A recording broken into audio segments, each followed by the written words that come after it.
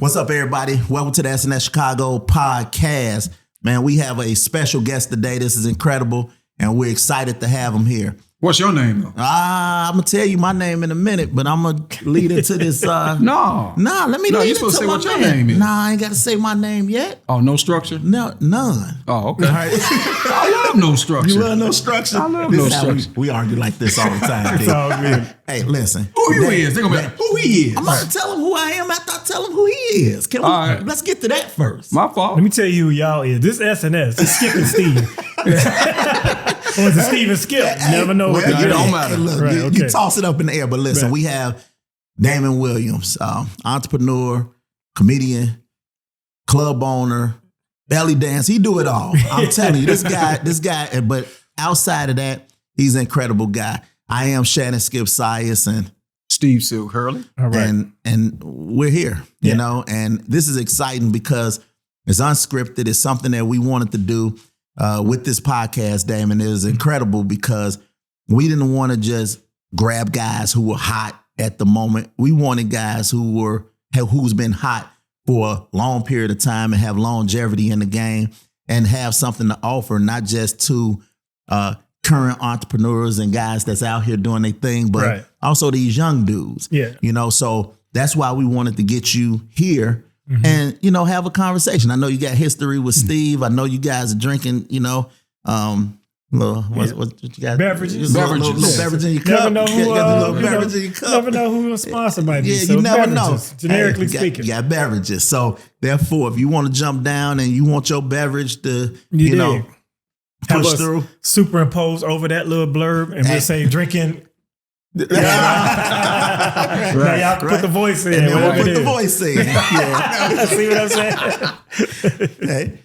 Yeah, so you can holler at him. Steve. I'm gonna drink my beverage. Why you sipping? Man, so Damon Williams. Steve I Silk met Hurley. you at 5050 Lakeshore Drive, I believe. Yep. Had to be back in a long time ago. Yep. I was living there and met you Yeah. through a mutual friend. Mm-hmm. What was going on around?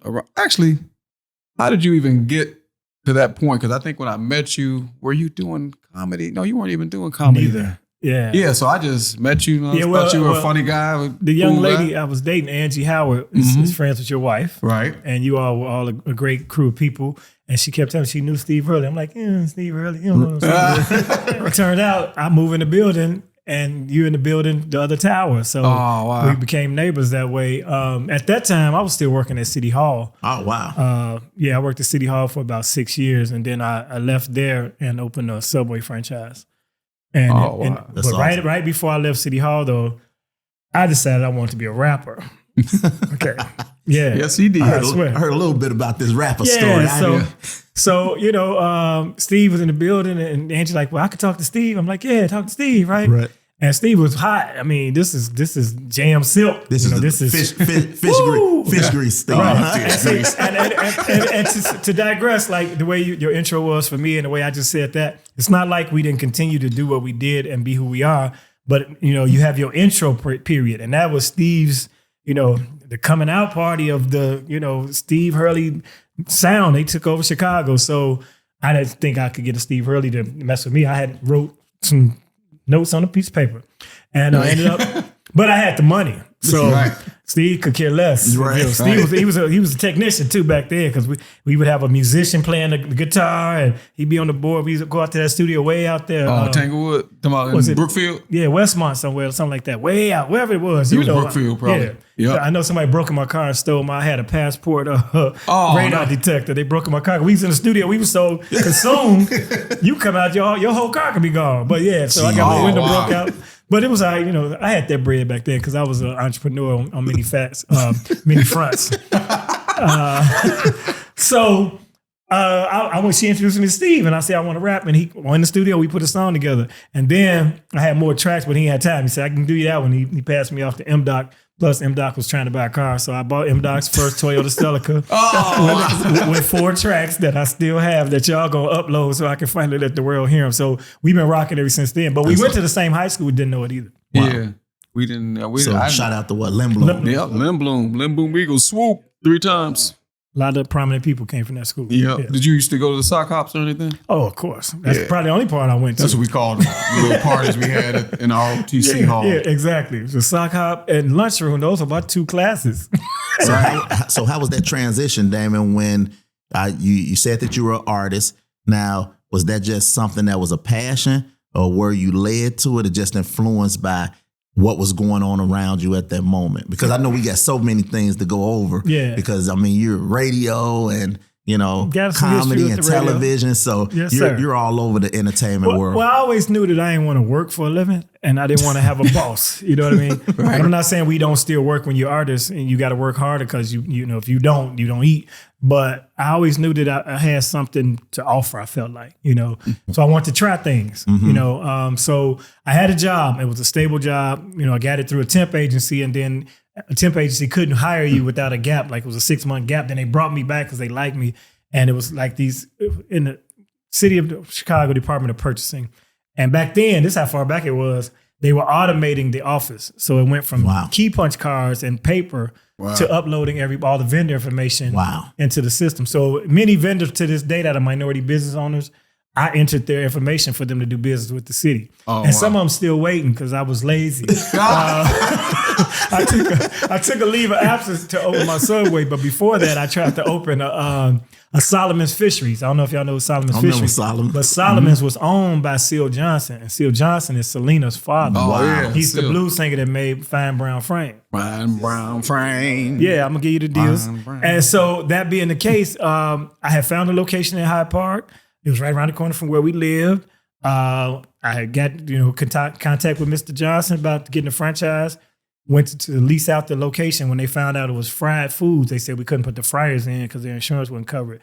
So that killed my dream of being a fish store owner. Man. So I had to go back to work to City Hall because I took a leave of absence. Fast forward a year later, I read an article in Black Enterprise magazine about the top franchises for blacks. And Subway was in there. So I'm like, I saw Subway had low startup costs. It was, it was clean. It was a whole different thing than fried foods. And I ended up getting a Subway franchise a year later. But I tried to take another leave of absence, right? But this was the administration had changed because the commissioner that was my commissioner in my department, she came in under Harold Washington. He had passed away, and now Daley was in. And Daley brought in all white men as department heads. And this new department head was like, I asked for a leave of absence I told them I wanted June, July, August for my leave. And they were like, we're not giving them the summer off. Like if we don't need him for the summer, we don't need him. Right. So I'm like, but I'm determined. I'm going to open this franchise. But my mother was like, don't give up your city job. City job. You know how they do, right? Job. Yeah, it's a good city job. Of course. So I tried to take the leave. They denied it. And I stayed off work for 3 days. They said if I didn't come back to work by Friday, I'd be fired.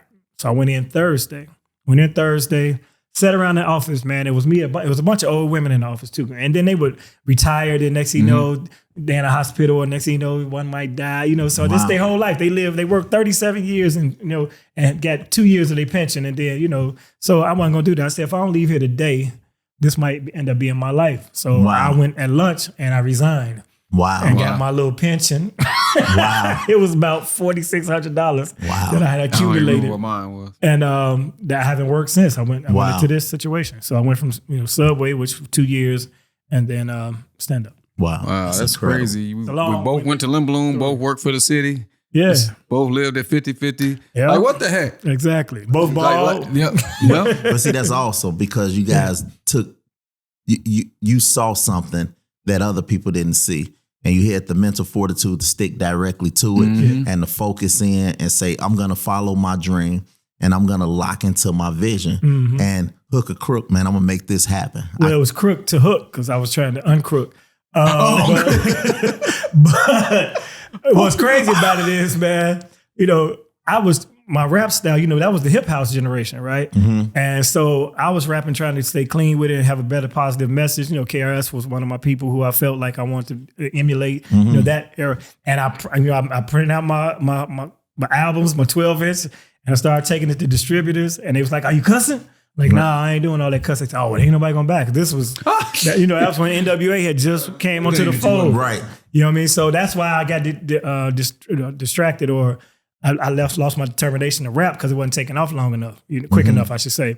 comedy, once I just stumbled into comedy, soon as you grab a mic and tell some jokes, if you get it done well enough, you can find a circuit to at least go do that. Anybody gonna listen to you rap, Right. you know what I mean? Back then, especially if they didn't know you, don't want to hear you. So that's why I ventured into comedy, and I felt like it was a better lane, and I'm glad I did. What was that first spot that you broke out of in the comedy? So what I did is I knew about All Jokes Aside, which was the premier spot. It's one of the greatest comedy clubs in the history of black comedy, and there's a documentary people should check out called "Funny Business of Black Comedy," and funny is spelled PH. But I went to a place called the Close Up Piano Bar the night before, because it was a smaller joint and it was off the radar, just to practice. Tried it, it went all right. And then I went home, practiced in the mirror as everybody does. But that night I met George Wilborn. Oh, wow. And George the house MC at All Jokes Aside. He happened to be there working out is what we do on open mic. Also, what he didn't know, and I had never met him before, but he's my first cousin. Wow. Yeah. But my father had told me he had a nephew that's doing stand-up. And I'm like, well, that's cool, And then it just happened he was there. So he walked me through the door at All Jokes Aside, got me on the mic, got me on the list, and we bonded immediately. And you would think we grew up together. So that's how I got in the game. Wow. Now, have you always had that sharp, clean-cut image? Because I've seen photos of yourself and your pops. And you guys are some sharp dudes, you know? Pops, so is that something? Because every time we see you clean, you know what I mean? Well, especially early on, man, because I came up in the Def Comedy Jam era, which is also a very hip hop era. It was the cross colors and the baggy, oversized clothes and stuff like that. But I felt like people respected you more when you wore a suit. So at City Hall, I wasn't an alderman or an executive or a council member, but I know that people saw them walk through the hall in them suits, and they couldn't differentiate me from them if I dressed like that. You know what I'm saying? Right. They say you dress the part for the job you want, you know. So I decided to go that way on purpose. And then it's show business, so you should be dressed better than your audience, especially back in those days, because they paid money to see you then, So that's how I ended up getting the Kings of Comedy tours, because they all wore suits. And it's another interesting story we can get to at some point. Yeah. Wow. Yeah. Well, what is that story? That's interesting because I love the segue, because I was going to bring that up a little later on. That's what I said. But I think that is a great segue into it, because a lot of people do know the Kings of Comedy, and even some of the young folks, they don't even know who the Kings of Comedy are. Right. Because obviously, rest in peace, Bernie Mac. Indeed. But I think that you being on the front line of it and having a bird eye view and being a part of it, from the Def Comedy Jams to the Comic Views to the Kings of Comedy. Yeah. You're not some new guy. So and that's the progression. Actually, Comic View launched my career in '94. It was a competition at the time, and I didn't win the first time. And I went back in '96 and I won. Then I got an hour special. Cedric the Entertainer was the host of my episode. So that's me and Sid had already bonded at All Jokes. Because the thing about All Jokes Aside, I got a chance to meet and bond with some of the greats of the business, because they all came there. So they knew me. So they were looking for opening acts in each city, because the original Kings of Comedy was Guy Torrey was hosting, Steve was the headliner, Bernie was in the middle, Sid was the first guy. Well, it wasn't working out. And Steve had just told Shannon Sharp on his I saw thing. that. He's like, man, they was putting it on me. I had to go up last every night. And Bernie Mac ain't nothing easy to follow. So they changed the rotation. Then they added D.L. Hughley. Now Steve was the host, but Steve being the host, he's still Steve Harvey. So he ain't trying to come out first to an empty, a cold house or people still being seated. So they needed an opener for that. But they thought they could just find a comedian in every city and just throw somebody up there. But a show of that magnitude, you don't want to take a chance with somebody going out there. And whoever starts the show sets the tone for the show. Right. Oh, wow. So they gave me an opportunity in Detroit, and there was another guy. And the promoter, Walter Latham, was like, if you do well here, I might let you do another one or two of them, maybe even Chicago. Right. I went in there and did my thing, because I had been a veteran at this time. I've been in the game about 10 years. Went in, went up. I was dressed appropriately because I had a tailor. Right. I'm wearing suits. And so they decided between me and one other guy, his name is Mike B, a.k.a. Mike Britt out of New York. 30 shows were remaining. Wow. And they were like, okay, we're going to let y'all split these 30 dates. But he kept coming to shows, like it was the jersey era. He wearing baseball jerseys and basketball jerseys. And they're like, you need to dress up. You're like, I ain't comfortable like that. I got to do me. They're like, okay. Yeah. Do you? Yeah, right. And we'll do Damon. So I got the rest of the tour. So I got 30 dates, include Chicago, Madison Square Garden, New York, the Forum in LA. And I got to see this comedy thing from the mountaintop. You know how Martin Luther King said, I've been to the mountaintop. I saw it at the highest height level, arenas, Four Seasons, Ritz-Carltons. You know, some of them had private jets and things of that nature, so they was flying around. So that's how I got on it. But Jamie Foster Brown, who had Sister Magazine, when we got to New York, she came backstage and she said, okay, I want to interview you guys. We all know Bernie. We know Steve. We know DL. You know, we know Cedric. How did he get on this? You know, where did he come from? Right. And DL had a diplomatic answer. Well, you're a funny cat. You know, sharp guy. Blah, blah. Steve Harvey said, the man had a tailor. He said, anybody who had a tailor could have got on this tour, but the man had a tailor. Is that what Steve said? Yeah. He jumped right in. Steve always kept it real, but he said, the man had suits, you know, but he also endorsed me when I went out to be the replacement for him on Showtime at the Apollo. After he left, I was one of the 3 finalists for that job. Oh, wow. Yeah. So now how was that experience? Amazing. Because I hadn't done the Apollo, but early in my career, I did a show called Apollo Comedy Hour, which was filmed at Apollo. Mm-hmm. So what they did is they had me, Teddy Carpenter, Rudy Rush come out and do a set for the actual Apollo taping. And then after that, you would do 3 or 4 episodes to host, and they decide who would do it. So I had this thing I've been doing in Chicago forever. I go, da-da-da-da, and people go, ooh, ooh. I say, and you don't stop. They say, and you don't quit. But that's in Chicago. When I'm hosting in New York, I'm at the Apollo, and they don't even know Steve ain't there yet. They just know they coming in. They in line to see the Apollo. Right. So I said, well, first of all, how am I going to get these people to do this thing? Second of all, I need to break the ice. And I tell young comedians this, if you're doing a taping or even a show that you might be on that people don't know you on, every show taping and every show, they line the people up and they load them in before the taping. That means they out there. That's the audience. There's your audience. I went out there. Right. And told them, I got this thing I do. I go, da-da-da-da. I need y'all to go, ooh, ooh, and you don't stop, and you don't quit. And if y'all don't do it, I'm going to look stupid on TV. So I told the first 5 people in the front of the line, and the people behind like, what are you talking about up there? And I told the next 5 and the next 5. I went all the way around 125th Street, around the Apollo building, told them from front to back of that line. So now we get to the tape and they say, and here's your host, Damon Williams. It's showtime. Da-da-da-da. And I come out, right? And I say, what up, Apollo? Da-da-da-da. And the whole Apollo said, ooh, ooh, and you don't stop, and you don't quit. And everybody, all the crew was like, how did they know that? Where'd he get it? Who is this guy? This dude must be worldwide. Exactly. Right. So we getting fired. We should have brought him to the table. Hustle inspires hustle. Man, so that's just a little nugget for anybody that's in live entertainment. Sometimes you want to meet your audience if they don't know you. Now, if you're already established, you don't want to break the curtain. But yeah, that's incredible, man. Wow, that is, man. Yeah, man, that was a good thing. So with all of that, what would you say was your most difficult thing to break through with getting into comedy, like in the earlier days, maybe, like, because I know it wasn't a piece of cake. Yeah. Like, I mean, you had the talent, but did they embrace you like that? Like, did they meet you at the door? Like, come on in. No, you don't start out with talent. Anybody that's even naturally funny, you gotta learn this thing, you know. And when you think you really got it, if you record yourself at that moment and you look at it 5 years later, you like, I sucked then, you know what I mean? But you know, you progress. So it's something you can learn. It's an art form. But coming in, I was fortunate because I had All Jokes Aside, and that was a catalyst to a lot of people. So 3 months in, George Wilborn, Sinbad's brother, Mark Atkins, and Sinbad were like proponents for the club. They really wanted to help the club grow. So they brought a Comedy Central show to All Jokes and filmed it there. But 3 months before that, Mark Atkins, which is Sinbad's brother, he was in control of talent acquisition for the Moby Conference, which is marketing opportunities for Blacks in entertainment. And they needed a comedian to do something. Well, they wanted George Wilborn, but he wasn't available. George recommended me.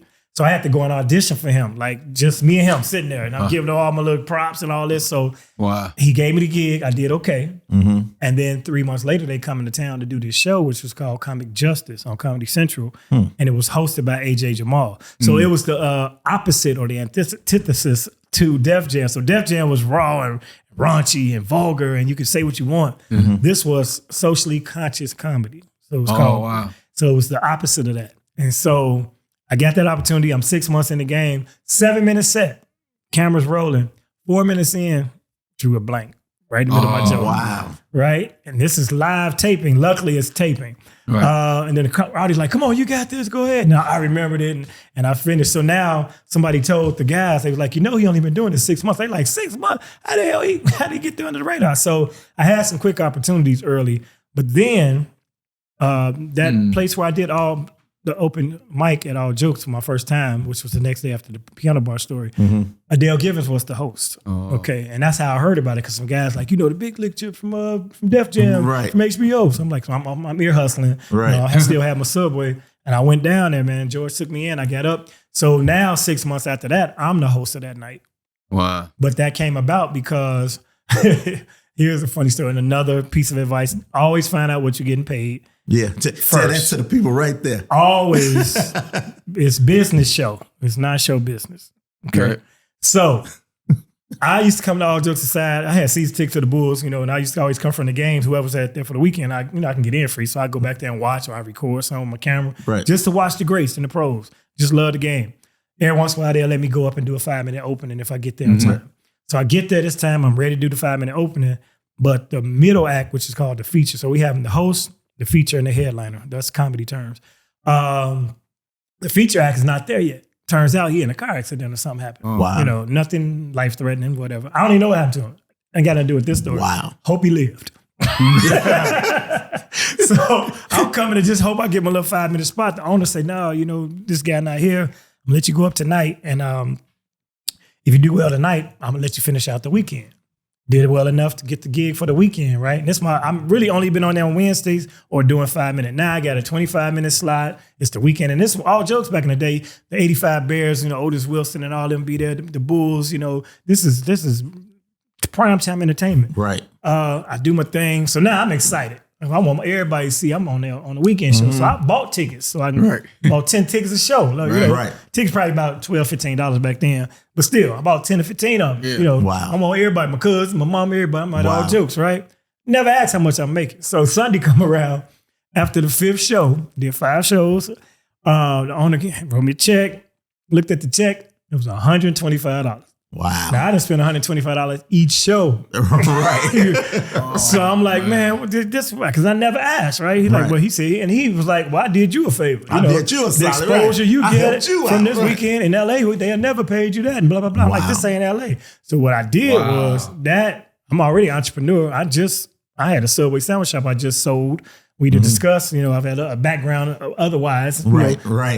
So I have business skills. I'm not about to be a worker. I'm a boss, So I said, man, that's some bull. Let me go find me another place to do comedy where I am the promoter and I book the show and I get what he got out of it. So that's how I became a club promoter, because I was insulted by the offer. Wow. And so I started doing stuff at the Quality Inn on Halstead back then. And it was a room that held about 25 people, but they bought 25 people now. Right. So when I did that, I became his competition, and that made him respect me. And that's why he hired me to come host the open mic, because he's like, you're a go-getter, you're a promoter. Yep. Plus he buying me out the way. If I'm not his competition, now I'm on the team. Right. So that's one thing I always tell comedians too. If you get your own room where you're creating your own opportunity, not only are you putting money in other comedians' pockets, they will refer you back, because it's a give and take. Right. So that's how you meet a lot of people. Like you absorb their fan base. If you book a headliner, his fans come to see him, but you put yourself on the show, they're gonna see you in the process. So that's why it wasn't as hard. Wow. And we had more opportunities with Def Jam, Comic View, Apollo Comedy Hour, Premium Blend on Comedy Central. And every year you just send in your tape and hope for the best. If you had a good enough tape, you make the cut. Wow. Now let me ask you, just saying that, do you get a lot of people that approach you and, crack these stale jokes that don't apply? I mean, and man, come on, put me on, D. Because you have a revolving door and people are in and out, and it could be new people and people that come every weekend because they like, man, at some point this guy gonna give me a look. Well, I've always prided myself in giving people looks. And when, just like I was just saying about how everybody was sending your tape, what I decided after me and B. Cole, we went to a Comic View in '96 and we won. So they narrowed it down to 5 comedians. Those 5 comedians would get their own hour special, and then they would pick the so-called best one and let that person be the host the next year.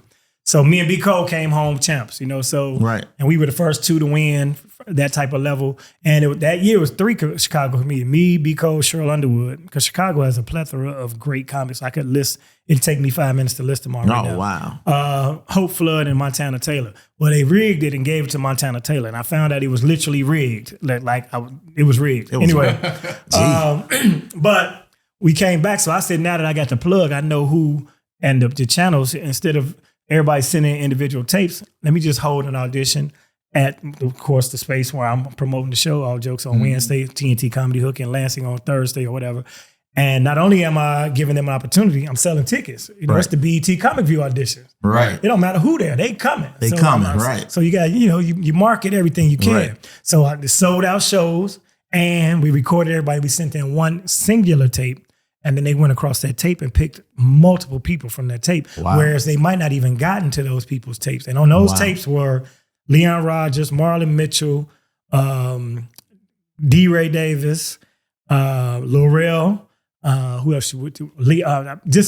J Deep, B. Cole. Well, he didn't have to do it, but just a song. It was a bunch of comedians from Chicago. Right. One year it was 26 of us went together. Wow. Yep. Matter of fact, the guy who did our flyers actually got selected too. His name was Flyer Dre. Dre even got picked because there was like a little LA boycott going on with comedy because Comedy View was bogus on the pay. Now that's interesting because I know you were talking about your relationship with George. And then I've known you for a real long time, even from the V103 days. Absolutely. WVAZ, WEJM. It did. And we had a crazy team and a crew. That's when Wonderful roll times. call was popping. Great It was a times. great time. It was Max Myrick, Yep. AP. Yeah, Don. Don. Yep. That's when it was evergreen. Yes, you sir. know? Yes, sir. Yeah, so we've been around it for a little bit. And it's kind of cool to see the transition. But what was the difference between, I guess, radio and I guess being live and in front of these people? Because it seemed like you just tackle both of them the same, and you've been very successful in both landscapes. Well, radio was the goal because Tom joined the morning show, set the mode for a morning team where you have a host, the news person / lady voice / she was the serious factor, and then you had a comedian sidekick.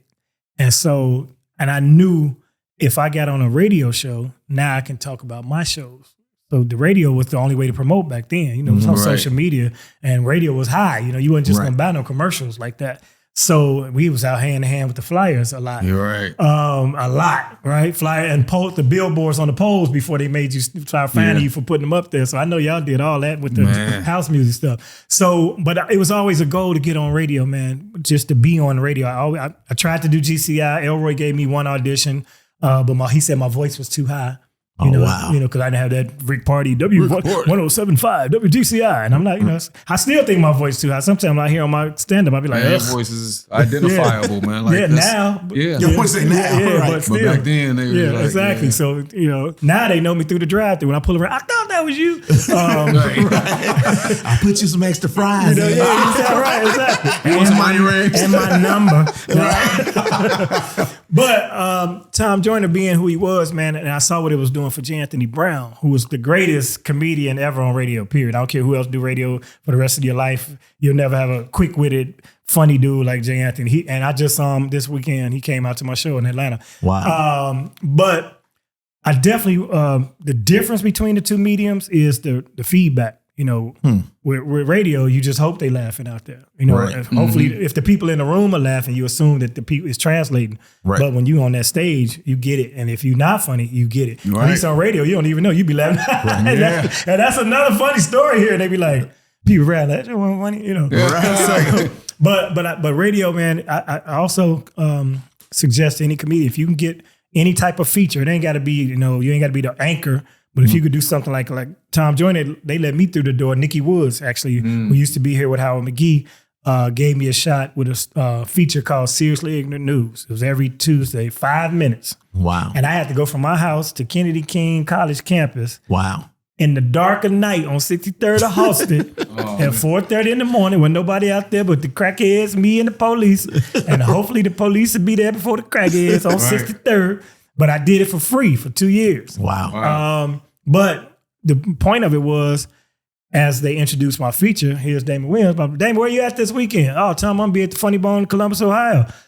seriously ignorant news, then go into my feature. So that was very valuable. Wow. It transitioned into whenever J. Anthony Brown was out, then Tom would let me sit in.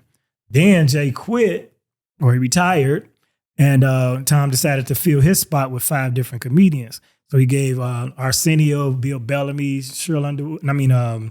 Shirley left the show. Sherry Shepard and Kim Whitley, Lavelle Crawford. They all had a day. And I'm like, man, I thought I was going to get the job. And Jay was like, welcome, you got the job. I'm like, no, he brought in 5 different people and didn't give me one of them days at first. Wow. So, but they would always miss days and I'd fill in. So they called me the comedian behind the glass. And break the glass, here's Damon. So finally, in his last year, or maybe last year and a half, I got the Friday show. Wow. Right. So it's the Damon Williams Friday chair. And that meant I stayed with Tom until he retired. And on his last broadcast was Friday, my day. So I'm in there when Common called it in and Obama's calling in and people wishing him his goodbyes and all that. So yeah, so that was great. And me and Tom still hang out to this day. See, that's awesome, man. I was thinking about that too because I know you've been a part of his boat cruises. Of course. They going out this week, matter of fact. Both of you guys, you guys are like regulars out there. And that leads us to this Cayman Damon, man. Holla at us, man. Who is Cayman Damon? Because is that an alter ego? You did your research. Hey, man, we pride ourselves on doing a little research, Hey, that came about because a buddy of mine named Rod Jefferson, and I'm not sure who connected me with Rod, but we were on the Tom Joyner cruise actually when I got the call from him that he wanted to start doing shows on Cayman Island at the Margaritaville. So the first show, of course, I'm on it and I bring 2 other comedians, but I did such a good job. He said, well, why don't you just host it every time and bring 2 other comedians? So, and they was doing it once a month for a while. Wow, so I'm going to Cayman Islands. So, and so this guy came, and this guy, he always mispronounced my name on the radio. He called me Damon.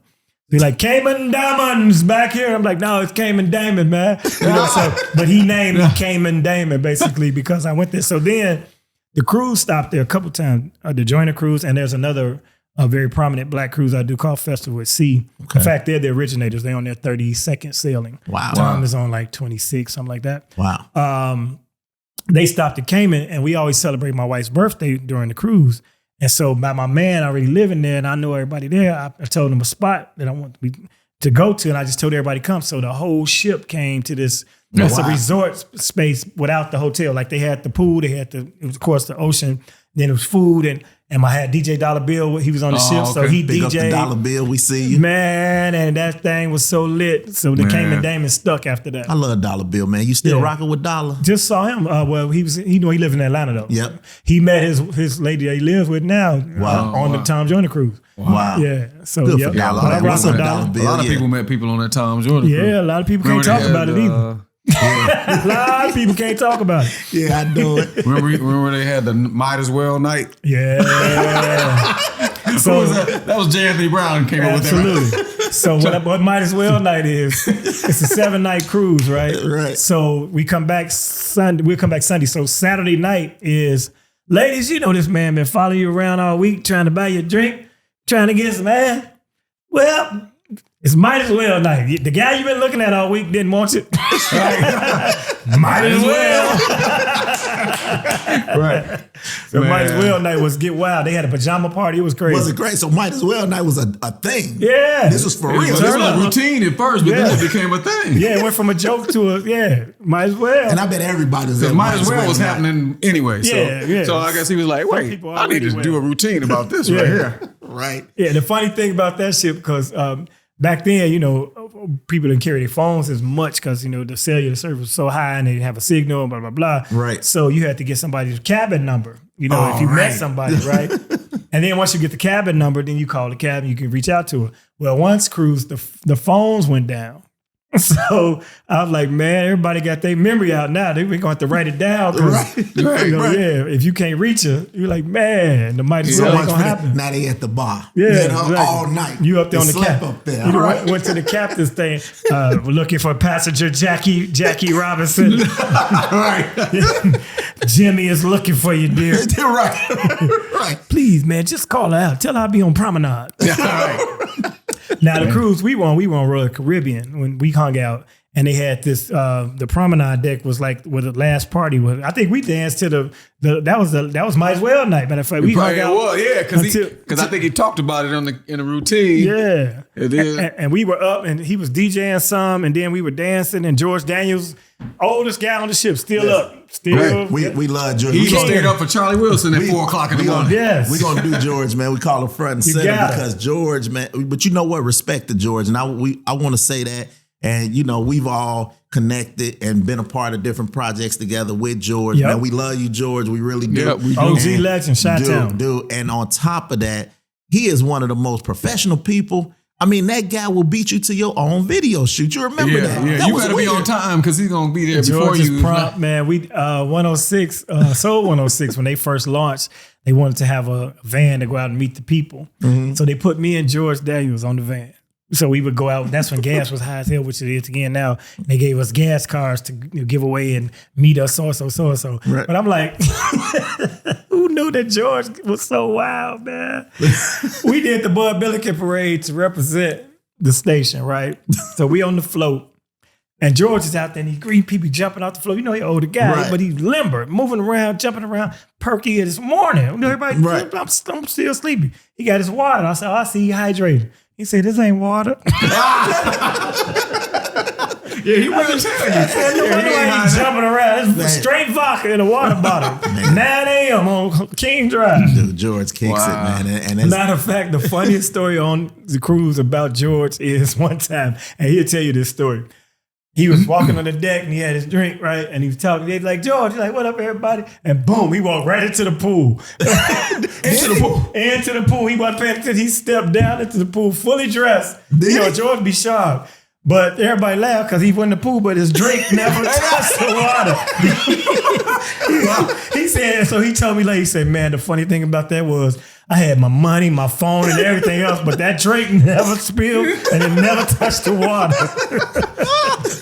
Hey, at least he could enjoy. Shout out to George Daniels. Yeah, dude. Always looked out. And on top of that, he is Chicago. He's Chicago. He will connect some dots for you too. Yeah, he will connect the dots, and he is totally Chicago. And the fact that he was at the Beyonce concert hanging out. You know, George access is a little different than the average person's access. You know, so he with Beyonce. Yeah, he hugged and Jay-Z. Beyonce if he's at the concert. He's hanging out. Period. Front and center. He left the concert. Remember that, Steve? To come to be a part of Steve's video shoot. I mean, it was almost unreal. Yeah. Because that's how much he loves Chicago and the artists in Chicago and the history that's tied to Chicago. And music. And him. So the fact for he to leave there and do that, and even the video shoot. Yeah. Man, he did that on the strength. And big ups to Big Daddy Kane. Yeah. That was courtesy of George making that plug. Was. Yeah. You know what I mean? Yeah, we were all in that video. But I didn't get on the boat. Y'all did the boat ride. I was like, too many people. But I was cool with it. Dude, what was that? Long As You Love Me?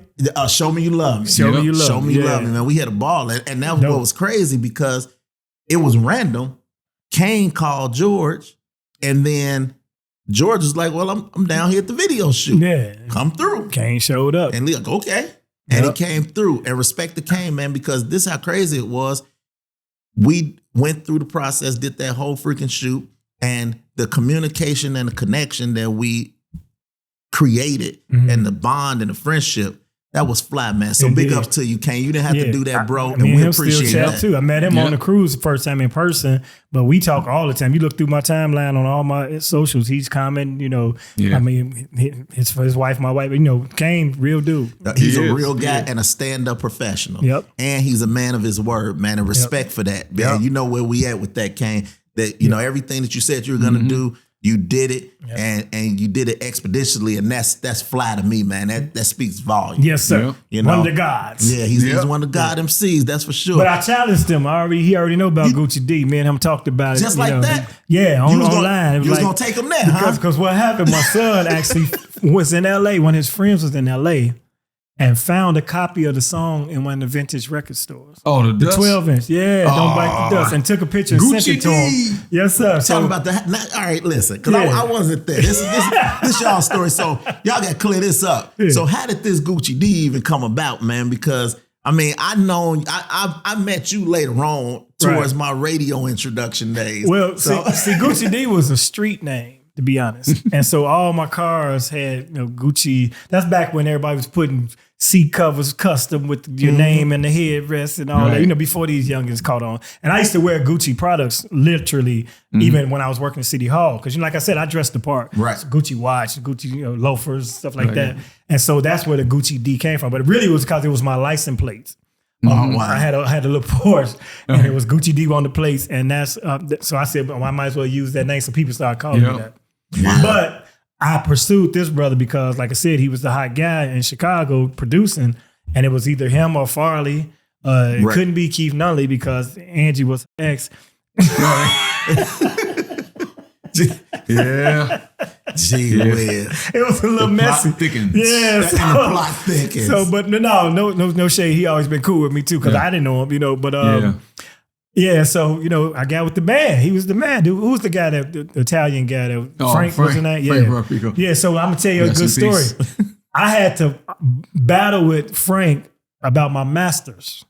If you remember, because I paid. See, Frank usually would sign people and give them that little contract, and then he would pay for the studio time. And I paid for all my studio time. I still have my actual the reel-to-reel masters from those sessions, except for one song, which is called The Syndrome, which is the better song that I did. And that's why I need y'all to upload this cassette, man. Right. I swear, I only got one copy of that song. I got the master to the other 4 songs. Was it a 24 track? Oh, yeah. That you did at our studio? Yeah. I'm going to look. Because Well, I got all that stuff but now. M-Dog did it. Oh, but I still might have it. You should have it. I asked him about it because, he out in L.A. doing I this got thing. a lot now. of stuff. Bruh, look up Syndrome. If you find that, that'd be awesome, man. Yep, I got you. But I took my masters. You might not have it. I thought you were looking for it. Yeah, I am. No, I have that one. I kept all my masters. Oh, I thought you said you had everything Yeah, except they all on reel to reel. Oh, okay. Yeah, That's so awesome. you didn't have a way. Y'all probably had files back then. Like, What year you was didn't have that? time to deal with it though. This is like 88, 89. But how flies this though? when the did fact the that you Dats guys come?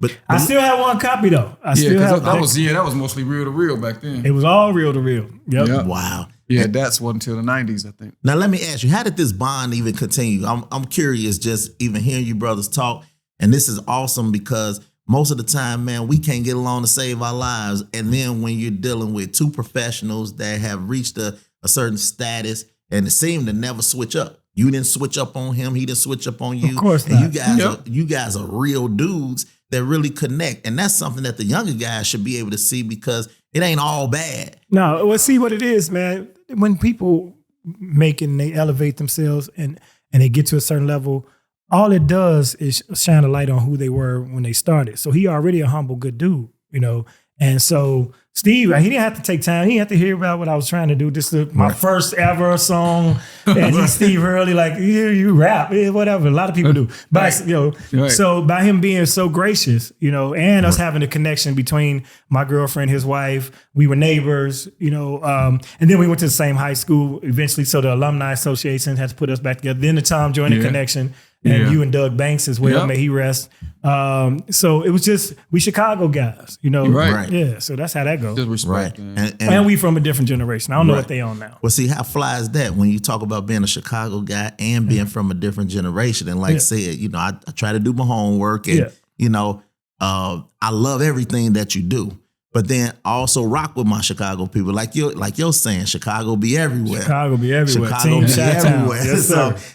I'm sitting here online and I'm scrolling through and then I see you on this corporate clip. Black Chicago be like whatever episode, because he on a trillion episodes. and shout out to corporate man because I think your work is with a K, incredible. by the way. With a K. Yeah. And your work is incredible. I think it's authentically Chicago. And the fact that you were involved in that, like, how did that even come about? Because you guys are like multi-generations apart. Multi-generational. Right. And he's tapped in right here, right now in this world of technology, AI, social media, et cetera, so forth. And to see you not miss a beat and to fit in. You didn't come off like the old dude in the thing. Like you were part of you were part of it. Well, I have a hat on, so that made me look at least 10 years younger. Once they see this, they be like, oh, no, he old as hell. No. But one of the comics I think may have referred me to him. We had just done Louis Carr's Black Men Summit, and that's not what it's called, but I wish I could think of it right now. But it's about Black men, and so corporate was there, and I was the host of some of the seminars. I think that might have enlightened it. But Fred, I'll give you an example of how that came to be. That's just like when Friday was made, and they found John Witherspoon. Right, he wasn't old as he is toward the end, but he was an older generation comedian. But out of homage, he was pops. So I believe that my standing in this city and my longevity and the fact that I never leave and I'm always talking Chicago, I'm always repping Chicago. Right. I think they gave me some shine that way, and I did it because to tap into his following, which is massive and younger, and then Just Niche, who's another up and coming rising star in the game from Chicago. She was my counterpart in that scene. So we know each other and we rock together. So it was just synergy. That was just some Chicago stuff. And by being a Chicago project, I definitely was going to be a part of it. Dude, I loved it. And I love the fact that you were willing to do it, because most guys that have the level of success that you've obtained over your career, they just, that's not, I'm busy. I got this going. And that's where they make that mistake. Yeah. Because you got to tap in. If you want longevity, the reason why I have the longevity I have without being a A-list movie star, box office dude, who went to LA and went to New York, is because early in my career, right after I got Comic View, I was on the collegiate market. I went straight to college. And homecomings and Black History Month, if you a DJ or a comedian back then in the 90s and the 2000s, they had huge budgets. Right. It was consistent. I ain't have to go to LA and sleep on the couch. I ain't have to go to New York and stay with somebody. I was working. But the beauty of it is, if you were in college from 96 to 2007, who are you now? The consumer. So now when I go to shows, I just took a picture this weekend. A guy, when I get to the rent-a-car, he was like, man, your name, Damon Williams, right? He's like, yeah, you came to my school, Jackson State. He told me the year. He knew who else was on the show. You, Ernest J, Shawty. Wow. And so to them, we was famous from BET. Right. If you got on BET in the 90s, Black people knew you. When all these streaming platforms and this fragmented viewership. Right. If you got on there and you got on there consistently and you did a good job while you were there, you would work. That's why the game wouldn't have as many obstacles as when you asked earlier, how'd you get in so fast? Yeah. Because I got to Comic View early. And so now, I did that for a good 10 years. Wow. And I'm talking HBCUs, mainstream campuses. I did all the colleges and now those people in their late 30s, some of them early 40s, people walking up on me with a grown kid, like, yeah, man, I met my wife at your show and this our shorty. And one guy proposed to his wife at one of my shows at Holiday Inn, and now he got twins, and they are adults. Like his twins are adults. Wow. I'm 30 years in at this game. Man, that's interesting you say that, even when you bring up the consumer, right? That's deep, because do you find it difficult for your colleagues to double down and support? Because at the end of the day, we're for-profit businesses. You know what I mean? Yeah. So do you find it difficult for people, because when you're liked and you are a humble guy such as yourself, people know you. You know what I mean? And you don't front them off. Like if you see them, what up? You'll pick them up and keep it moving, or even stop for a minute and shoot the bobo. Of course. But do you find it difficult? And the reason I say that is because I was in Florida that time and run into you because I knew you were in town, right? Okay. And I'm way on the beach somewhere, but I'm still going to make a play because I want to come over and I want to check out your show. Right. Because I'm from Chicago. And Chicago be everywhere. Chicago be everywhere. And let me tell you how fly Damon is. But let me tell you how I reveled this, because when I was leaving, remember, I was buying the product that you had that you were selling on the way. Merch, and he was trying to give it to me. Yeah, definitely. And we arguing about,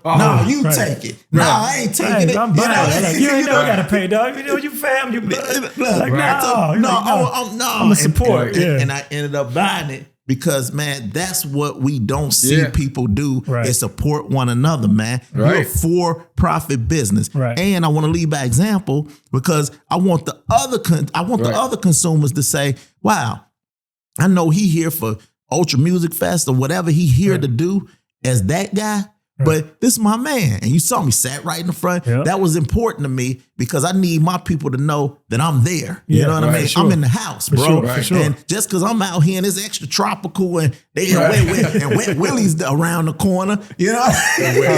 Dog, that's a fly. That's one of the flyest locations to do comedy for sure. Dude, and it was like, man, you got to show that type of love to people, man. And that's the unfortunate part. I was wondering, how did you feel about that when it comes to the level of support that you get, not just from the industry, people rock with you from that standpoint, but even from a consumer base when it comes to supporting your endeavors like the club. I mean, I guess you can even talk a little bit about that, because we want people to know about the club, because it's something that you're doing, that you're keeping comedy fresh, relevant, and alive in the city of Chicago. And that is the whole motivating force behind it, because Riddle's Comedy Club in Alsip, first of all, it's a long-standing traditional name from the club standpoint. They've been around since 1990.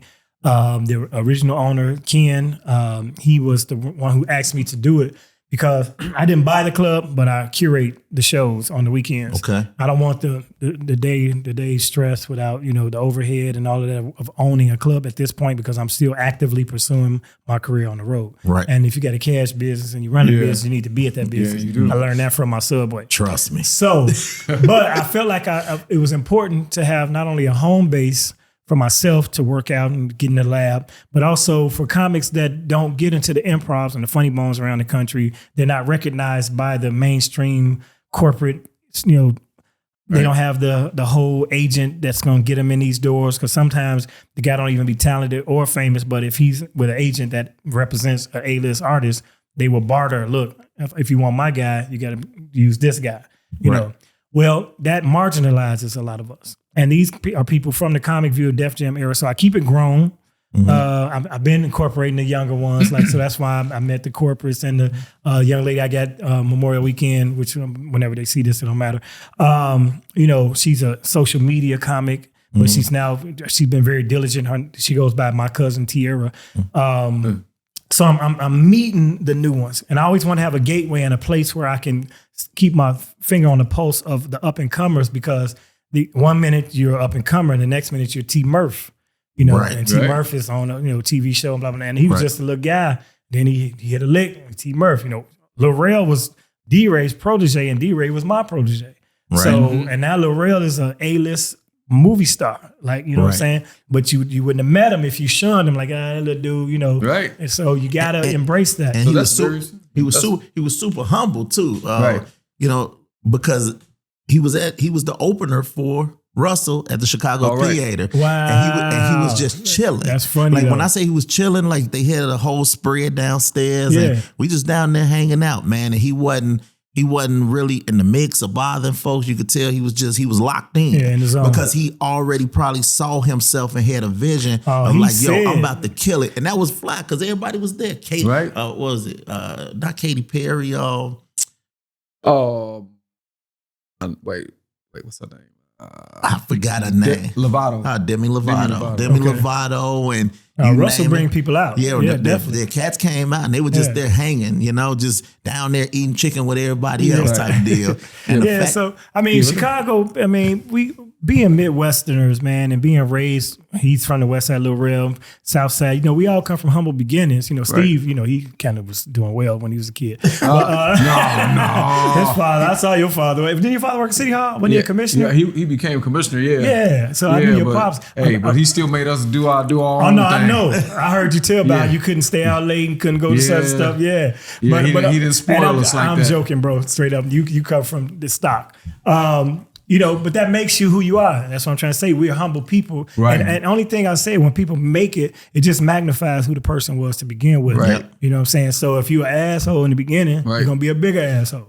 But that's a good point about the up and coming ones, because when I was younger, when we were first pioneering house music, a lot of those younger guys were in the front row when I'm DJing, and they're like the ones who getting everybody else in the party fired up, and they end up being the DJs of future, the K Alexis and the Hulas and the Maurice Joshua's, and Gene Hunts, all those guys. I gave Gene Hunt my copy of "Baby Wants to Ride" on a cassette, and he just lost it. And he came up to me maybe about 5 years ago, man, I remember you gave me your only copy of that. You know what I'm saying? you got to support these young guys, man. You do, because you never know who they're going to become. And not even for that reason. And not for that reason, right? Yeah, you just because you should. Yeah, you want to pay it forward. You want to pass it down. It feels good, actually. It's a good feeling to be a good person. I don't know how people sleep at night when you're being an asshole consistently. And there's a lot of them out there who know, and they're doing very well. Right. And sometimes you figure like, well, maybe I should be worse of a person for more success, but I still need to sleep at night. So it's very interesting, man. Yeah, when we got signed to RCA Records, Keith and I, they actually said, Steve, you need to be more arrogant. Stuff like that. Yeah, you're too accessible. For to be a star, you have to, like Michael Jackson had a mystique and a mysterious because he didn't have accessibility. Right. Wow. So that built it. But you can't be superstar somebody at the Regal, right? Right. And security with you. Then you a jewel. You're a jewel on 95th now. Where's security at, bro? Now you're a different dude. So if you're gonna live in this city, you better humble yourself because they'll humble you for you. They will. They will. Now, were you just too real for Hollywood? I know you've done so much stuff and you've done so many TV appearances as well. Right. But is it a scenario where you just, because Chicago moved different, you know what I mean? You've never struck me as a guy that was just gonna accept it. You know what I mean? Right. Whatever they toss at you is like, that's not even who you are. It's a lot behind that, and it's a double-edged sword because I could have went out there and played the game and manipulated, and I'm a hustler. I'd have hustled out there as well. And you had enough people that was already tapped in. That would never help you. It would not. That will never help you. Does it help you or hinder you? It don't hinder you, but do not expect anybody to help you in entertainment. Wow. If it happens, it's an anomaly. Do not expect anyone, especially in your same field, to actually help you. You should not expect that. You should be gratified, have gratitude if it happens, but expect it as like a wild surprise. Because anybody's in the same business you're doing, they still see each opportunity as theirs before it's yours. Right. And the higher they get, they become more secure, so they might reach back. But 9 times out of 10, they're not trying to help you. Like, it's a lot of cats in this industry that are doing well, and I've yet to see, and I ain't pouring salt. Right. I don't want to burn no bridges on the product, but I've yet to see the Chicago project, the Chicago movie from cats that are in Hollywood that are greenlit, that have opportunity to work with each other. Not come home, not come get me, not come get the New Jacks. 4 or 5 of y'all, like Adam Sandler and his crew, they get together and they make a movie. And if you look at Adam Sandler's movies, it's always going to be a part for Rob Schneider. It's always going to be a Seth Rogen. They work together. He keep and it's strength in numbers. It is. Right. So, but as to your question, I just wanted to get that little nugget out. Yeah. To your question, I didn't go to Hollywood by choice.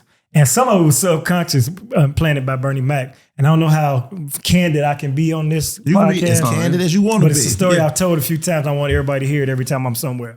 So early in my career, I got a big opportunity to do Teen Summit, BET. Oh, wow. That was the show. So anything on TV, I'm doing it. I wanted to be on Nanda it. Lewis. Nanda Lewis and the other guy, and Ananda was, I just wanted to meet Ananda at the time. Right. So it was, and somebody just resurfaced this tape of this and sent it to me.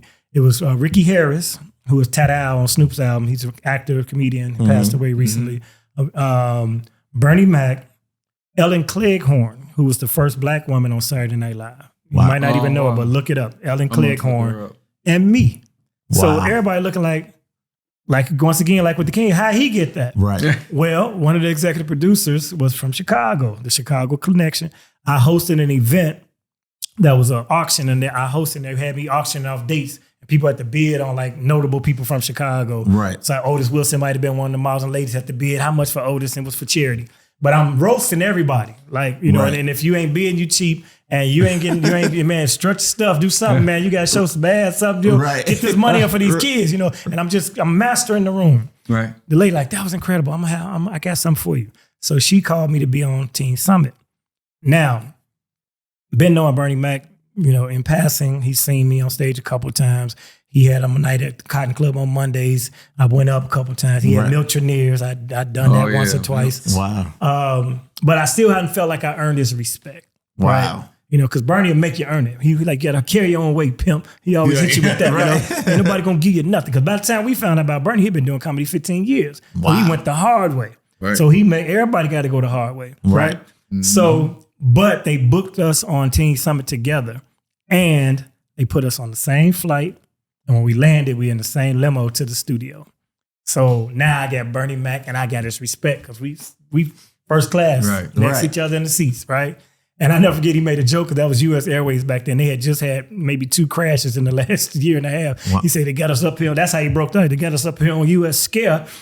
U.S. Scare. So now we talking, he give me the game, give me nuggets. So we in the car in the limo. So I'm going to tell you a couple pieces of advice, man. First of all, that first hour, that's going to come pretty quick. Talking about your stand-up routine. Right. Second hour going to be hard in the motherfucker, right? But you'll get there, pimp. Then he said, secondly, pay your taxes.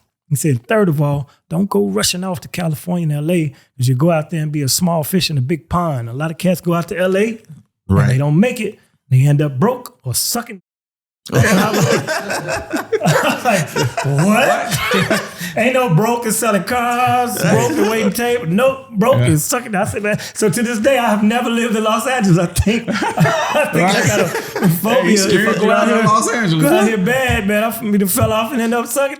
Right. But that's my Bernie Mac story, man. That's one of many, of course. But I had a conscious decision because, like I said, I was making money doing colleges, and to go on them two coasts, if you're not on, you ain't gonna get no stage time if they don't know you. And if you don't get on stage, you ain't gonna get discovered. You don't get discovered, you ain't gonna make no money out there waiting tables, right? Or even other things, right? Hopefully not. But by me being a collegiate, and my son was born like 2 months before I ever went on open mic. So my son is exactly the same age as my career. Wow. And I was not raised by my father. That's why I don't know George was my cousin, because the two of us weren't raised by our biological fathers. Wow. So we didn't know that side of the family, blah, blah, blah. Well, I decided I'm not going to do that to my son. I'm not going to sacrifice my bond and my relationship with my son to chase a dream or uproot my family, and I was making good money. Right. So I felt like also by me being a promoter here in Chicago's a market everybody want to play.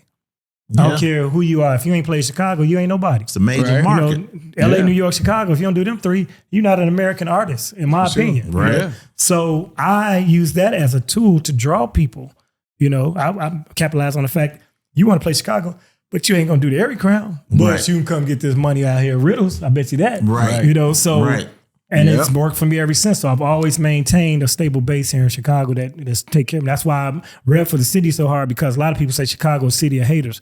It's not. You gotta love them, they'll love you back. Nope. Right. But you gotta respect them, and you gotta do what is expected. Look at what we're talking about, proactivity and looking out for one another, man. When you have infrastructure, man, you should be able to have infrastructure in the city that you're from. Absolutely. Right? I hit your line, you were receptive, and said, man, let me look and see if I got a suit jacket in the car. Right. If I got one, I'm over there. Right there. And then you came through. Same thing, like you just made reference. People are gonna always double down. Steve didn't have to double down, but he did because it's Chicago. Yes, sir. So it's not always what they marginalize us to be, because everybody's not a hater. Right. Because like you said, when you do get an opportunity to win, it turns into something different. And you win better if you bring people with you, for one. And for the other thing is, people don't understand about Chicago being a Midwest city with the Midwest, values and the situations that we come up in. We come from blue collar situations, and so once you get somewhere, sometimes most cities, people have to get out their city to make it, because your city's not a major market. But in Chicago, you can vanish. You can be here and not be here, because you don't want to oversaturate. You want to give their impression that you're doing other things. Which, I'm always on the road, but I'm a Chicago dude. I'm based. I ain't never leaving Chicago if I can help it, and still make my bread. But when people perceive you as gone, then you come back a hero. That creates a demand. Yeah, you know what I mean? Yep. So for instance, if you're a comedian, I tell comedians all the time, don't be at the comedy club every week, because why would I book you when you're here every week? Well, right? Or why would people want to pay to see you if you want to go up every week and do jokes? Now, if I put you on the fly, like, of course, we already know he's gonna be there. Right. So you don't want to oversaturate yourself. Now, if you're grinding and you hustling and you're trying to do open mics and you get your own room and you got 3 or 4 of them across the city, that's one thing. Right. But at least you are making an impact on what you're doing. But you don't want to be accessible to the point, like you say, you ain't got to be arrogant, but you don't want to be too accessible. Right. See, and I love that, man, because that's the problem. And people don't understand their true value when it comes to the marketplace that they're in. And sometimes you got to say no a bunch of times to get a big yes. People will offer you, because they feel like you're a DJ. Hey, man, just come do 30 minutes. How much for just, they do like they'll diminish what you do to. Right. I only need you for an hour. I mean, how much? That's it. That hour costs, bro. Yeah. Because people going to come because I'm there for that hour. Right. Yep. And I can't be in Bangladesh that night because I'm doing your wedding reception. Right. So you have to pay what I'm missing to go there. Well, and people don't get that. It's the general time. Right. Yeah. You buying the date. You're not buying 15 minutes. Can you come do like 15 minutes? And no, I as soon as they start saying how long they want you. Once you know the minutes, you know they ain't got the money. Right. How much for one reel? Yeah, exactly. It's like how much for one reel? Man, for 10 cents. Yeah, and people don't understand. This is the art form. This is a craft. What you all do, what we do, and of course we love doing it. Mm-hmm. But we also eat off of it. Like I would love to go anywhere I go if it's a microphone and I'm gonna say a few words for the people. But you ain't gonna put me on the flyer and sell tickets and tell me just do 15 minutes. No, dog, that goes. Right. Well, there should be a value. You know what I mean? And again, like we talk about it with the DJ and stuff. Man, you create this market value, which we didn't do it. Right. But when you paid that guy that's the threshold of what the market value is. And sometimes so you got zero and you got the market value. So you got to meet somewhere. You have to set your threshold, because what happens is, of course you need that money this week. You got light bill due. You got kids. You got something to do. But if you could just be patient enough to be selective of what you will take and will not take, then the word gets out that that's what he is. And when they finally have what they want, if they want you bad enough, they'll come back and now they know what price it is. Yep. And sometimes you got to tell them no a couple times, and it hurts. It's tricky, But I watch the guys who are getting bread in this game. I watch them do it like that. Like Lil Duval, for instance, he always set his price way higher than I would pay. Mm-hmm. But somebody was paying it, you know what I'm saying? And now he's getting it like he wanted it. Yeah. Michael Blackson used to always say, I'm rich every time.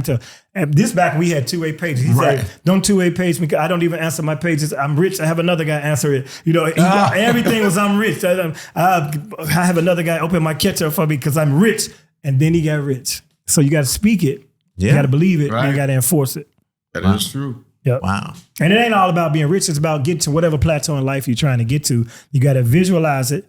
Then you got to stand on it. And then you got to sacrifice not accepting less so that you can get more. You got to have a bunch of no's to get to that big yes. Yep. Now, do you think that's just a character defect in some individuals, or do they just not want it bad enough? Sometimes it's a lack of the knowledge of that. Sometimes it's so is it discipline? It's not just discipline. It's knowledge of self. It's the fact of having the fortitude to weather that. And it's also your circumstances. There are times, I ain't gonna say I ain't never took less money than I want. Mm-hmm. Many times. Still to this day, I'll never get what I feel I'm worth to this point. I ain't gonna say never, but I'm not being offered that on a regular basis. But there have been times when somebody say, hey man, come get this quick little money, blah, blah, blah, blah, blah.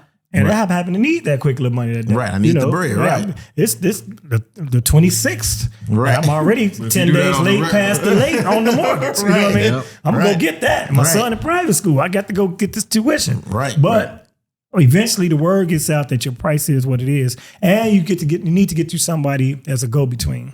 Because even if it's your wife, even if it's your mother, even if it's somebody else, even if you're sitting there and they are a puppet and they saying everything you say, you need to have the bad guy so that you can be the artist and the good guy. Yep. And I'm like, I love to do it. Cassette tell me, I ain't never tell people no. Yep. Your wedding 70th birthday, it's my mother's friend from the church. Right. How much he charged to do? Mama, she ain't charge. Right. But I'll tell her yes, and then I say, just do me a favor, email so-and-so, talk to Jada, she'll get you on my schedule. Right. Then she'll give you the bullets. Hey, he charged this, he needs that, and it's that. Right. And if you can't do it, then she'll call me back like, oh, your manager said, I said, oh, did she do that? Well, I probably got another gig that was, right. You want to be the good guy, Right. I'm like, she didn't take the gig? Oh, no, let me call her. Oh, she told me, well, I'm going to be in, Cayman. I'm Cayman that day. Right. Yeah, so, because you want to be able to be accessible, but you don't want to let people manipulate, especially if you're a good, sensitive person, a kind-hearted person, you're gonna fall susceptible to your generosity. People take advantage of that. Now, do you find people taking advantage of, do you find people trying to take advantage, attempting to take advantage of you or trying you? Nah, man, because that's where you got to be more arrogant coming. Because at some point, you got to have a value of yourself. And it's almost an insult, but you don't react negatively to it. But I've had people to this day ask me if I could do something for $200. And I'm like, if you like what I do and you appreciate what I do you think I should still be making $200 on a Saturday? Right. And that's telling me you don't think you shouldn't even want me. You know what I'm saying? Right. But they have no idea what you make for what you do. They think you just go come and do your little thing. I'm like, no, I ain't gonna come do my little thing. I have a craft I perfected over 30 years. Now, some people really don't know. Right. They don't. Is that because they're trying to capitalize off of your brand that you've established over all these years? Because here it is. If it's awful. If you hit our line and say, hey man, I'm doing a bar mitzvah in the backyard. Right. We coming. Yeah. We there. Look, we rocking all night. Because we want to do it because we know that it ain't that type of energy. Right. But if you got tickets on sale and the ticket, on Ticketmaster, $75 pre-sale at the front door. Man. So that's the first thing I say. I say, how many seats? Then how much is your tickets? You know, if they can't answer that, I already know they don't know what they're doing, for one. Right. But a lot of times they be like, oh, well, let me call you back because blah, blah, blah. You know, because they about to go on record. But it ain't so much the things where it's a promoter who trying to, you know, come up and slick because they know what they're doing. I'm talking about the laymen who think that what we do is like a side hustle or a hobby, and you just gonna come play some songs. You know, we gonna feed you. They tell you we gonna have food and it's gonna be drinks and girls. For what? I don't need none of that. Right. I need to be able to pay for the lifestyle that I have to maintain my lifestyle or my retirement at some point. You know, you got to be thinking long term about this. So, and sometimes they just have no idea. So when you hit them with your price, because sometimes they ask me a price, I say this is what I normally do because I never reveal a price before I find out what they're willing to pay. Mm-hmm. That's another piece of never bite at that first. Right. Always say what's your budget. Right. And if they don't know what their budget is, now you got to cat and mouse with them. I said, well, I could tell you how much I want, but it all depends. If you ain't got it, it don't matter. So you need to tell me what you have, because at first they don't want to volunteer their information. Right. So I said, well, let's start at what I want. I want $1 million. How close can you get to $1 million? That might sound like you. Right? Now, if you can't get to the $1 million, tell me how close you can get to it. What can you do? Because that's what I want. Because that's all right. That's what I want. It's not even that for me. It's just there's a market value that's structured. And my thing is I don't want any more, but I don't want less. Yeah. And you talk me down from $1 million, I'm sure. But you'll get to the ballpark. So it's the art of negotiation, you know, because like I say, you always want to come across as somebody that's likable. You always want return customers, you know, so you want to be, when you comedians, artists, rappers, singers, DJs, be nice, be likable, be punctual, be professional. Those four things will take you beyond fame and notoriety, because people will deal with somebody they had more fun with than somebody that was an asshole and sold a few more tickets. You know what I mean? Every time. So you want to be as agreeable and likable, but you want to be professional and punctual. What is it? Yeah, that's my pacemaker. I'm 77 years old. I'm like, oh no. Yeah. Steve, you need some batteries. Tell me to take my pill. That's my pill monitor. No. Gee, wait. You hearing that beep? Yeah. That's what we're trying to figure out. What you mean you don't know what's going on with that? Says it's a low battery on something. Time ain't low. Yeah. Yeah. Well, that's just tell us to wrap this up, I guess. Yeah, well, that's it. I mean, we good anyway. We normally keep it running, man. I'm here. We keep going. You're gonna be a whole. We gonna have you going for a whole. Wait, you see how we do this? We're playing a different game now. Oh my goodness! Because here it is. Let's keep rolling. But that's the game. I don't know what that beep is. They don't double down. They seem to have stopped. Or create those same opportunities for us, D. So now, you know what? You want to play it? We'll do it ourselves. You saw how we work. You want to do that? Let me call my buddies and get the boat. Let me call my man with the club. Because look, that was all self-contained. Because if I leave it up to somebody else, we're gonna drop the ball. And let me call all the homies. Let me call all the things I know, all the people that we communicate with, and the folks that support us wholeheartedly, and let's run it. And that's one of the lessons I want to leave people with on that. With my first interaction with getting underpaid at the club. If you create your own opportunities, you either going to prosper from your opportunity, or your opportunity be so great that they'll basically want to do business with you or buy you out. You know what I mean? Like y'all as an independent entity, eventually somebody gonna come at y'all and be like, we want to do your distribution or however you're already doing that. I'm just saying, make an example by doing your own, creating your own brand, establish your own lane. Don't wait for the phone to ring. Don't take no for an answer. Be persistent, be professional, be diligent. Because if you don't believe in you and put in the work for you, ain't nobody gonna do it. You have to look at the crew. Look at our crew that we got right here. Right? You know? This is all self-contained. Yeah. We did that on purpose is because we could have went the other route, but then you're dealing with the other route issues. It's stuff that come with the other route. And at the end of the day, you got less people to chop it up with. You know, once you get there, you know, you don't owe nobody. You're not beholden to anyone. You don't have to deal with anybody else's philosophy. You know, as far as, you know, branding and such, you know, it's better to be an independent entity unless somebody come with the bag so big that you can't refuse it. Man, but it's still, you know, downfalls that come with that. Well, see, the problem with the bag though, D, like we get people to reach out to us and come with the bag. They want to buy us off the block every day. And they do that proactively because we making we're creating infrastructure on the block. So they're like, yo, we got to get them off the block. Double pay them, triple pay them, get them off the block. Yeah, silence that. I mean, you saw what we did in that video. Right. You saw what those numbers look like. Exactly. That was on the cuffs of individuals. Shot up, dude. I was like, wow. And I think that was on the MySpace days or something. I don't know. Dude, we was and remember, you couldn't fudge those because that was before that was a thing. You couldn't do them then. Man. That was like straight up numbers. Organic numbers. And it was weird because that just showed they can double down and support the things they want. And when you hear Carrie Hilson and Diddy drop with the same people at the same time, and remember, I thought it wasn't, you and I talked about it. I said, man, we ain't gonna get Diddy. You know, like he got Carrie Hilson. He got Carrie Hilson on the record. He got freaking Trina. She on the record too. And this is when they hot. Right. And I'm thinking, oh man, they got a Learjet. We ain't got no Learjet. They got my man's boat. You know, you know, they got a Lear. Look, we done on this one. But and it took off because people believed it was authentic.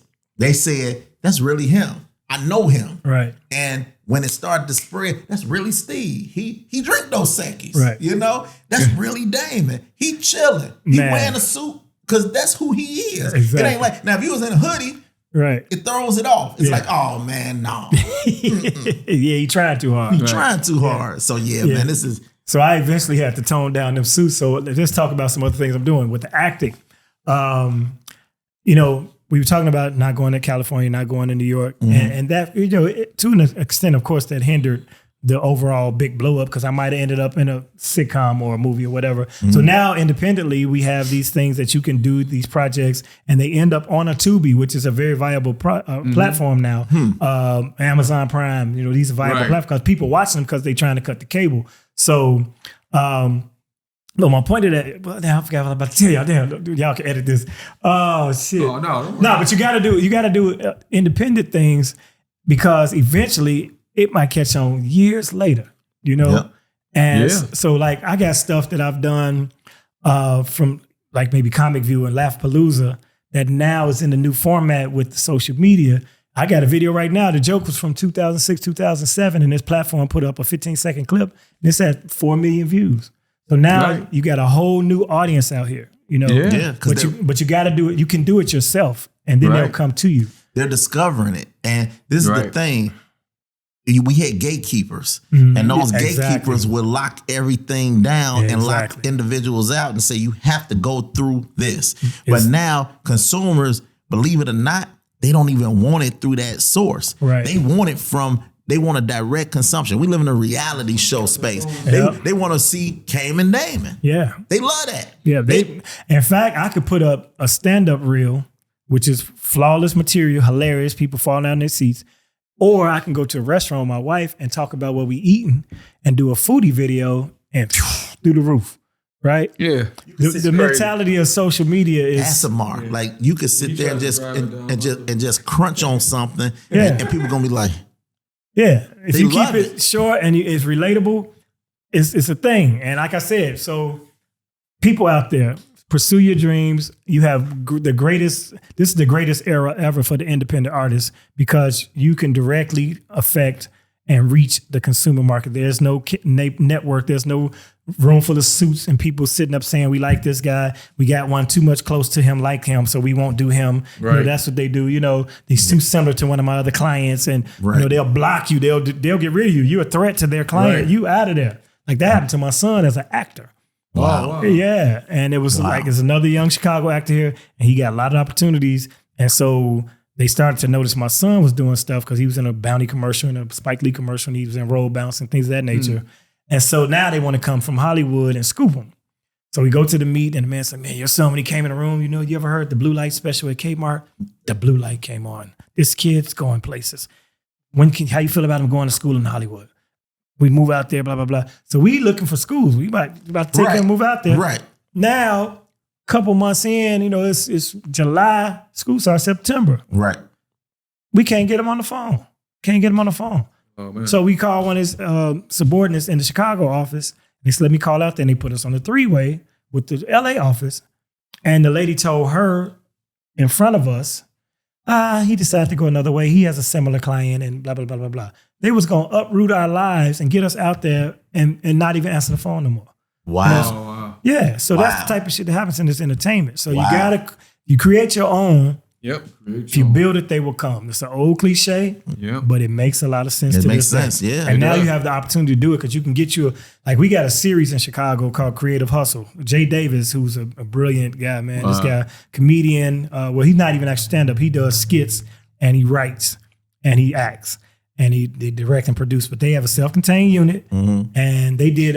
He based it on Robert Townsend's Partners in Crime. Remember that? Oh yeah, Which launched Robin Harris and Tommy Davidson and all those cats were on there. Damon Williams, all of them were on that as young up and comers. Then they did the Hollywood Shuffle movie, and after that, whereas skits, sketch comedy, stand-up performances, and music artists. Wow.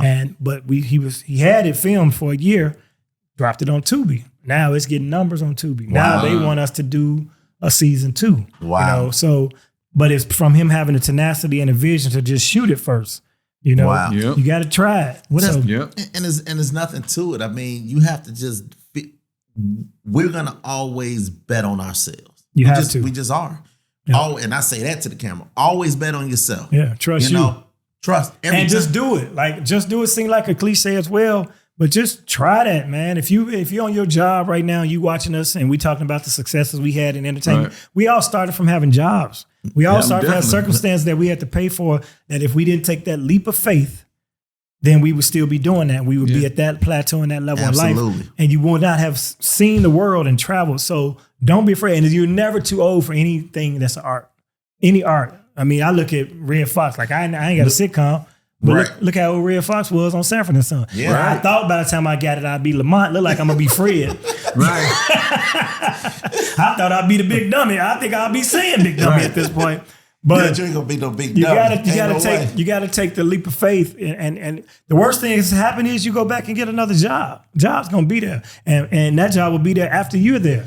Right. And believe me, if something happened to you, they're going to replace you the next day. They're not going to cry for you, so don't cry for that job. I love that. True. I love that, man. Well, I mean, Yeah. what's your take on that, Steve? Because I think that's just everything that you've talked about is all nuggets because these young folks need to hear this. All folks. All folks, age. but the young, and again, not just the young guys, because like you said, all folks need to hear it because we were just having a conversation earlier today and they would, someone asked the question. I told them, dude, it ain't called us esteem. It's called self-esteem. How about that?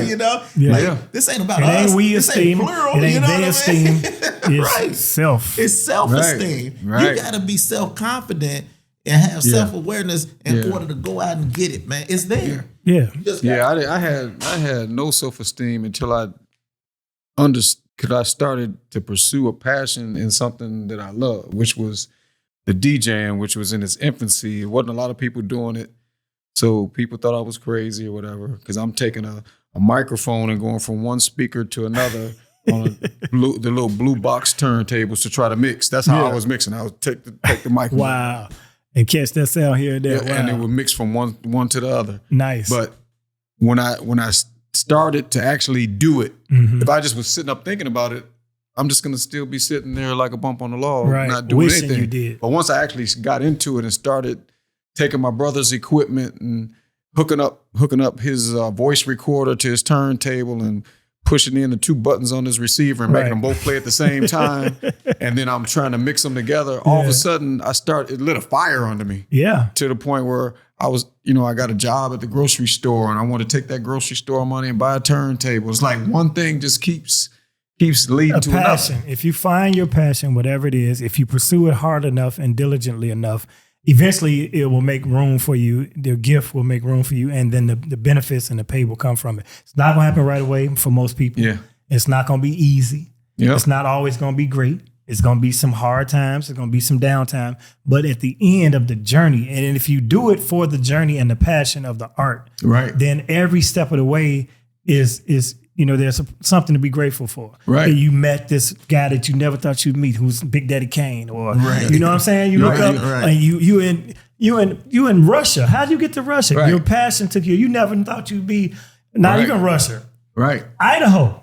Right. Now you got friends in Idaho, right? When you go to Cleveland, you got a friend, you got cousins everywhere you go now because you pursued your passion. So everybody ain't gonna be Kevin Hart, but you can still be a comedian. Yep. Everybody ain't gonna be Steve Hurley, but you can still be a DJ and a producer. You know what I'm saying? And when it's 4 o'clock in the morning and you're trying to finish something that you love, right? That's different. You'll from stay up till 5 finishing. trying to Think do about those term papers you had to finish in school, and you didn't want to do that. A passion versus you an had assignment. to do it, but sometimes people fall short. Deep. Say that again. That's a passion versus an assignment. Yeah, right. Because that's even if you're in school. Like if you're in school, and it's nothing wrong with going to school, getting a job, having a career, get a pension, a retirement. That's beautiful. Everybody ain't artistic, or everybody ain't not courageous. But it's different when you go to school and say you want to be a lawyer and you studying law, because you see the pot of gold at the end. You see the purpose of that. Right. But if somebody making you go to school and you got to take English lit and algebra when you really want to be a carpenter, right? This don't make sense to you. So now it's a chore. So once you find the thing that you love to do and you pursue your energy into that, trust me, anybody in any art will tell you it eventually will take hold for you, and you'll find. But you gotta. Yeah, and you gotta be willing to work that. Sometimes you gotta work that job while you're pursuing that carpentry or whatever. Yeah, or sell, you know, this or that, a little this. At some point, you might have to sacrifice. Right. Weed is legal. I had to sacrifice sleep. So I don't know if you had to sacrifice sleep or you had to sacrifice sleep. Of course. I'm still sacrificing sleep. So check this out. That just goes to show. You just said you still sacrifice sleep. You sacrifice sleep. We sacrifice sleep still to this day. Yeah. And we do all right, but we still in a place where we sacrifice our sleep. But you do it because you have a reason for it. Well, because it's a passion. The day that I'm not passionate about something that I'm pursuing is the day that I don't do it. Exactly. Right. Yep. And it's a lot that comes with once you do become an entrepreneur, a successful artist or entrepreneur, anything where you pursued your passion, you have the opportunity to not do a lot of things that you don't want to do. You're going to have to do the work, but that downtime is yours. And the fact that you can sit here and be in this room just chewing the fat when somebody could have you punching the clock. That came from your effort for them late nights and staying up and having a vision and pursuing it and following it. So the reward comes in the end.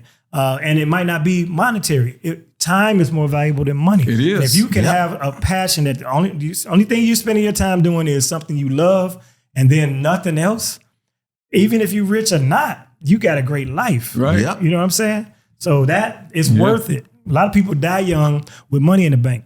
Right. A lot of people die before they get to spend their retirement and their pension. They work 50 years, like I said, and in the 60th year, they dead. They ain't do nothing with their lives. They dedicated themselves to that job just to get to that part. Just one more year. Yeah. Like just one more year, one more year. Live your life, people. Smell the roses, travel, love on your family, love people when you see them. I love you, brothers. Man, I'm going to tell y'all that while we right here. That's dope, bro. You know what I mean? That's dope. You got to love on your people while you got them. You don't want to be posting a picture and then talking about, man, that was my man. Yeah, now you love him. Down here in the caption. Now he was your best friend. He was the greatest, No, give people their flowers right away, man, but enjoy your life. Speaking of love, we need to show you some love. Where can they catch up with you? DamonWilliamsComedy.com has all my links, of course. Right. With social media, it's Damon Williams Comedy. I was talking earlier about my name Damon now being more prevalent. When I was a kid, I never met a Damon. So now on Twitter, I'm Damon William, no S on the end, because it's another Damon Williams, and one is a ball player. That's the ball player. One's he's a PA. He's in academic land. And there's my son, but and he's doing music now too. Oh wow! Yeah, cool. Yeah, y'all got to hear it, man. I had him perform at City Winery with me. So this summer, whenever y'all see this, whatever, I'm doing a residency, a 3-month or once a month show at City Winery, music, entertainment, comedy. Oh, nice. Yeah, so it's called Summer at the City. Wow. So June 14th, July 22nd, and August 20th, doing that. Got a 12th annual Martha's Vineyard Comedy Festival. Oh, me and dope. my partner Steve Capers, we're on our 12th year. Yeah, of course. Wow. Great guy, great family, great dude. That's our 12th. We built that from 6 people in the audience the first year. Then the second year we had about 20 people, and then there was a threat of a storm, so we had to end it early. So we persevered all that. So now he actually has leased out the theater. He's the theater. He basically the proprietor of a theater on the island. And that's just perseverance and tenacity. He and I did all the shows we did together. We used to do the Holiday Inn, did the Hilton in Chicago, Funny First Saturdays. We moved around till we finally hit a lick with that. And then it's like some films out. It's a movie with Juice Fedora called White People Money. The Jay Davis film is called Not Another Black Movie. His series that I'm on is called Creative Hustle. And I have a series on a streaming platform, which is called Urban Flicks TV. It's a stand-up and interview show. So I interview the comedians. Oh, that's dope. And then they go do their set. We filmed it though in March 2020, right as COVID hit, right? We wrapped the week before COVID before the lockdown.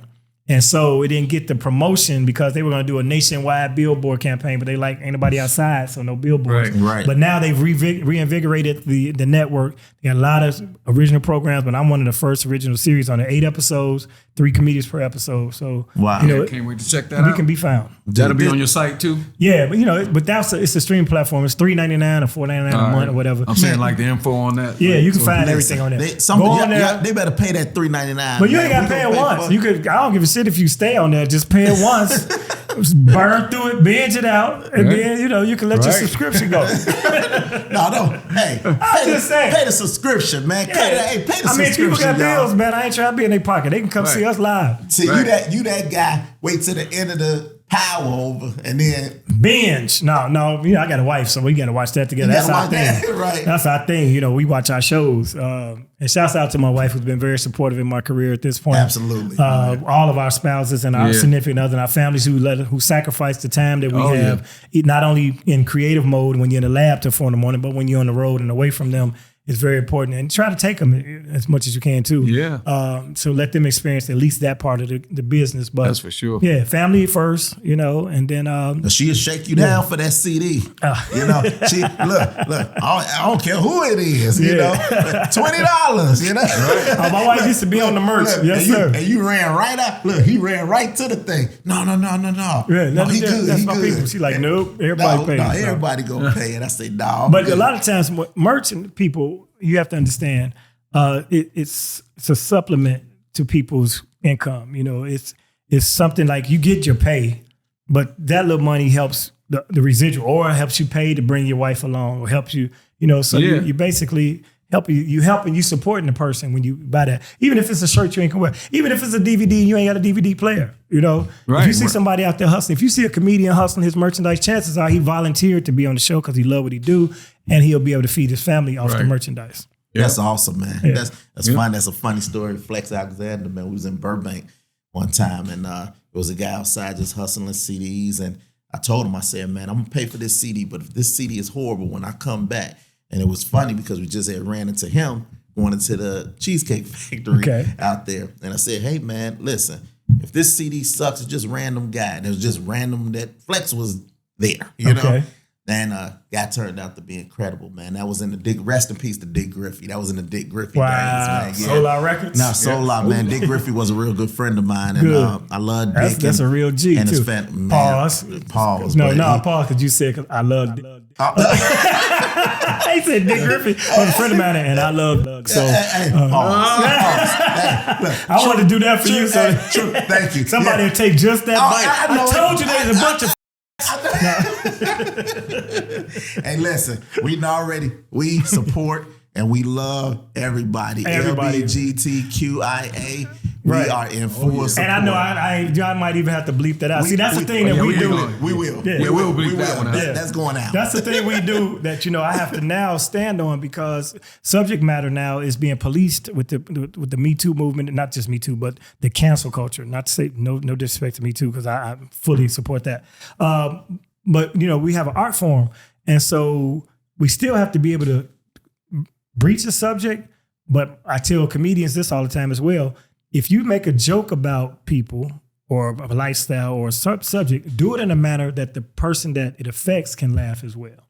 So I can do jokes. I'm doing a Gay Pride Month show in Martha's Vineyard, and it's going to be all gay people. But I'm still going to do my gay jokes because I do it with tact. Right.